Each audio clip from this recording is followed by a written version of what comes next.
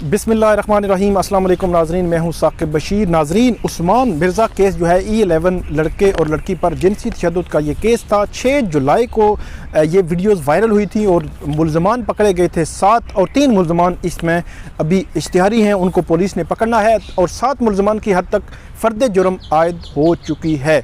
तो next date जो है अदालत ने 12 अक्टूबर इसमें रखी हुई है।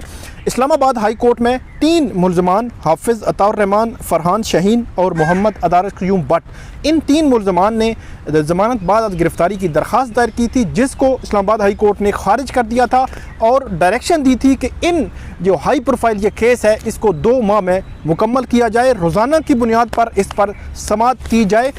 इसका बड़ा जो अहम फ़ैसला जो है वो अभी सामने आया है। 6 सफ़ात का ये फ़ैसला है। इसमें इस्लामाबाद हाई कोर्ट ने इन मुल्ज़मान के ख़िलाफ़ जो हीनियस क्राइम किया इन्होंने, इनके ख़िलाफ़ तकरीबन जो केस है वो काफ़ी हद तक साबित कर दिया है। अगरचे इन डेप्थ जो है वो कोर्ट नहीं गई, लेकिन बहुत सी अहम ऑब्जर्वेशन है जिससे आपको पता चलेगा कि अदालत का मूड क्या लग रहा है। इसका जो फ़ैसला है, इसके मदरजात क्या हैं, वो आपके सामने रखता हूँ। इस केस में जो अखलाक अवान है एडवोकेट, वो पेश हुए थे। एक मुल्ज़म की जानिब से राजा शफ़क़त अब्बासी, एक की जानिब से जो आदिल काजी साहब हैं वो पेश हुए थे। इसके अलावा जो मुद्दई की जानिब से हसन जावेद शोरश पेश हुए थे। इसके अलावा स्टेट काउंसिल से ज़ुहैब हसन गोंदल स्टेट काउंसिल और शफ़क़त महमूद इसमें जो इन्वेस्टिगेशन ऑफिसर हैं वो अदालत के सामने पेश हुए। इन तमाम की हाज़िरी भी मौजूद है। इसके जो जजमेंट है, इसके पहले सफ़े पर FIR के मुदरजात का जिक्र है कि कैसे जो है FIR लॉन्च हुई। वो सारी डिटेल्स आपको हम पहले बता चुके हैं। इसमें अदालत ने उन मुल्ज़मान की तफसीलात भी लिखी है जिन मुल्ज़मान को उसी रोज़ को जो है वो गिरफ़्तार कर लिया गया था। उसके बाद अदालत इन मुल्ज़मान के जो वकला हैं उनके जो उनके आर्गूमेंट्स से उनको रिप्रोड्यूस किया है। मुख्तसरन मैं वो बता देता हूँ आपको। मुल्ज़मान के वकला ये कहते हैं कि ये मुल्ज़मान तीनों बेगुनाह हैं, गलती से इनको जो है वो गलत तरीके से इनको इस केस में शामिल कर लिया गया है। तफ्तीश मुकम्मल हो चुकी है। 13 अगस्त को इसमें चालान जमा हुआ था इस केस में। इसके अलावा ये कहा गया है कि जो FIR की जो दर्ज की गई थी उनमें भी जो FIR का इंदराज जो है वो बर वक्त नहीं हुआ था। तकरीबन 7 माह के बाद इस जो FIR का इंदराज हुआ था, ये मुल्ज़मान के वकला बता रहे हैं। आगे जाकर ये कहते हैं कि इस केस में उमर बिलाल मरवत जो और रेहान हुसैन मुग़ल, ये दोनों मुल्ज़मान इस केस में ज़मानत पर हैं। उमर बिलाल का पर ये इल्ज़ाम था कि वो दरवाज़े पर अंदर आने और बाहर जाने वाले लोगों को देख रहा था और फैसिलिटेशन थी उसकी। और जो रेहान हुसैन मुग़ल है, इस पर यह इल्ज़ाम है कि इसके मोबाइल से वीडियो बनी है। तो ये बताया गया कि ये दोनों मुल्ज़मान जो है वो ज़मानत पर हैं और कहा गया कि फ़रहान शाहीन और हाफिज़ अता इसमें डायरेक्ट मुल्ज़म नहीं है और मरकज़ी मुल्ज़म जो उस्मान मिर्ज़ा है उसकी कॉल पर वहाँ आए थे और वो प्रॉपर्टी का काम करते हैं। अपार्टमेंट रेंट आउट कराया था उन्होंने और पटिशनर जो उस जो जगह है जो वक़ुआ जहाँ पे हुआ उसमें बाद में ये दोनों मुल्ज़मान जो है वो पहुँचे। ये मुल्ज़मान के वकला बता रहे हैं।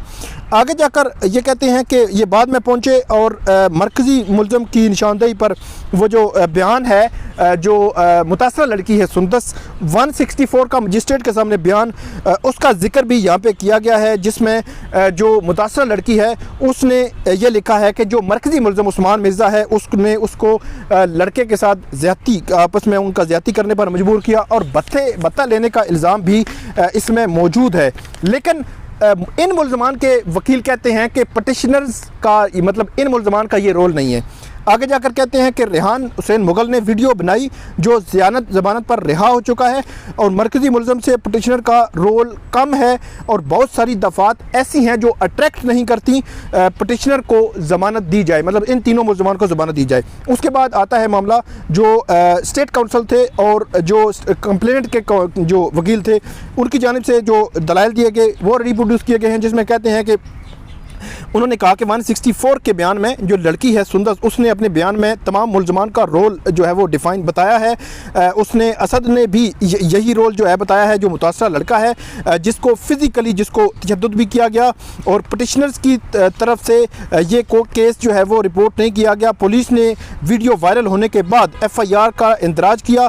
FIR के इंदराज होने का जो फ़ायदा है वो मुल्ज़मान को नहीं हो सकता, क्योंकि यहाँ पर भी ये कहा गया कि जो मुतासरा लड़की और लड़का है उनको आपस में ज़्यादती करने पर मजबूर किया गया और भत्ते की भी बहुत सारी रकम ली गई। चालान जमा हो चुका है। तीनों मुलजमान जो ज़मानत लेने आए हैं तीनों FIR में नामज़द हैं। ये इसलिए आगे जाकर उन्होंने ये कहा कि इसलिए इनको ज़मानत जो है वो नहीं दी जाए और उसमें बहुत सारी और चीज़ें भी ली गई कि जो लड़का था उस पर फ़िज़िकली भी तशद्दुद किया गया और ख़ातून जो मुतासर लड़की है उसका वीडियो क्लिप जो है उसके बनाए गए और उनकी बिना पर जो पार्टिसिपेशन है इनकी वो मौजूद है। फ्रांसिक हो चुके हैं, मुलजमान की शनाख्त हो चुकी है। तो ये केस जो है प्रोसिक्यूशन में इनके स्टेट काउंसिल और मुद्दई की जानिब से अदालत के सामने पेश किया गया। उसके बाद ये कहा गया जो हाफिज़ अताउर रहमान हैं और फरहान शहीन के बकौल वो यहाँ अदालत कहती है कि वो प्रॉपर्टी डीलर हैं और अपार्टमेंट का काम करते हैं। उनके अपने बयान की बुनियाद पर उनको इस सारे मामले से एक्सक्लूड नहीं किया जा सकता कि उनका बयान है कि हम बाद में आए थे, प्रॉपर्टी डीलर हैं, फ़ोन पे बुलाया गया था और हमारा वो रोल नहीं जो मरकज़ी मुलज़म के। तो अदालत ने कहा कि उनको इस बयान की बुनियाद पर एक्सक्लूड नहीं किया जा सकता। आगे जाकर अदालत ये कहती है ख़ास तौर पर ये एडमिटेड फैक्ट है कि उनकी मौजूदगी वहाँ पे है, बेशक बाद में आए हैं और जिन ग्राउंड्स का जिक्र जो है इसमें किया गया है वो इस स्टेज पर नहीं देखी जा सकती। और अदालत तमाम मुलज़मान जो वीडियो में नज़र आ रहे हैं उनके रोल का जिक्र भी जो है वो उसका जिक्र किसका कितना जिक्र है उससे मुतल्लिक अदालत कह रही है ये ट्रायल कोर्ट देखेगी, हम उसमें भी नहीं जा रहे और वीडियो में मौजूदगी जो है साबित है और अदालत फेवर नहीं कर सकती। ख़ास तौर पर ऐसे जो हीनियस क्राइम है, एक वहशत अंगेज़ एक्ट जो है इस पर जो डायरेक्ट सोसाइटी को मुतासर करते हैं, जिसमें फियर का एलिमेंट भी मौजूद है, डर, खौफ और जो ज़िल्लत का है या जलील करने का जो एलिमेंट है उसको भी जन्म देते हैं सोसाइटी में। ऐसे एक्ट पर अदालत जो है इनको इस मौके पर, इस स्टेज पर इन मुलज़मान को फेवर नहीं कर सकती। आगे जाकर जो जस्टिस मोहसिन अख्तर कियानी हैं जिन्होंने ये फैसला तहरीर किया है वो लिखते हैं कि 164 के बयान में मुतासरा लड़की ने जो मुलज़मान का वाज़े तौर पर रोल जो बताया है, शनाख्त किया है।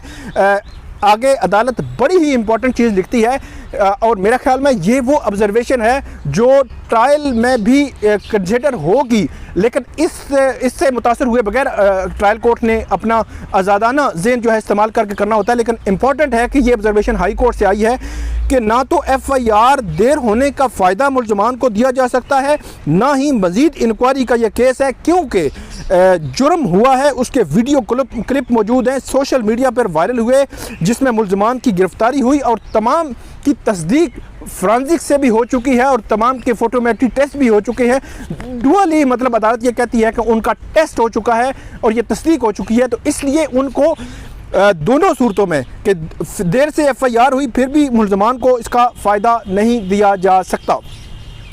आगे जाकर अदालत लिखती है कि उमर बिलाल को जो ज़मानत दी गई थी वो शिफा मेडिकल कॉलेज का तालिब इल्म है, इसलिए उसको ज़मानत जो है वो दी गई और उसका रोल ये था कि वो उस वक़ूए पर मौजूद नहीं था, बाहर था वहाँ से फ्लैट से और उसका जो है वो इनका केस जो है तीनों मुलज़मान का उससे मुख्तलिफ है। और रेहान हुसैन मुग़ल की हद तक अदालत ने ये ऑर्डर किया है, रेहान हुसैन मुग़ल जो है उस पर जो है वो अब ख़तरे की तलवार लटकना शुरू हो गई है। उसकी हद तक अदालत ने कहा है कि रेहान मुग़ल के वीडियो बनी उसके मोबाइल से, इसलिए उसका फ्रांसिक होना अभी FIA से उसकी फ्रांसिक रिपोर्ट आना बाकी है।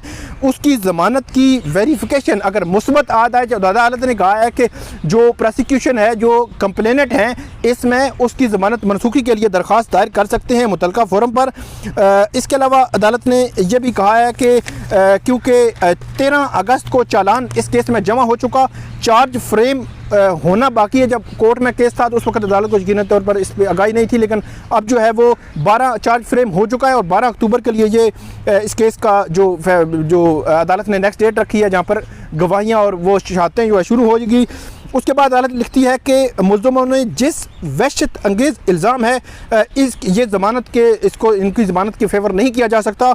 इसके अलावा रोज़ाना की बुनियाद पर समाअत करके 2 माह में ट्रायल मुकम्मल करने का ऑर्डर दिया गया है। और आखिरी बात बहुत ही इंपॉर्टेंट है कि जो मुलज़मान ज़मानत पर हैं, अगर वो मुलज़मान कोई हर्डल क्रिएट करे या इसके जो ट्रायल को लटकाने की कोशिश करे तो मुतलका ट्रायल कोर्ट कानून के मुताबिक उनके ख़िलाफ़ फ़ैसला कर सकती है। तो बहुत ही इंपॉर्टेंट ये फ़ैसला है, बहुत ही अहम ऑब्जर्वेशन है। इसके बाद जो भी अपडेट होगी इस केस में वो आपके सामने रखेंगे। इस वीडियो पे आप कमेंट ज़रूर कीजिएगा। बहुत शुक्रिया।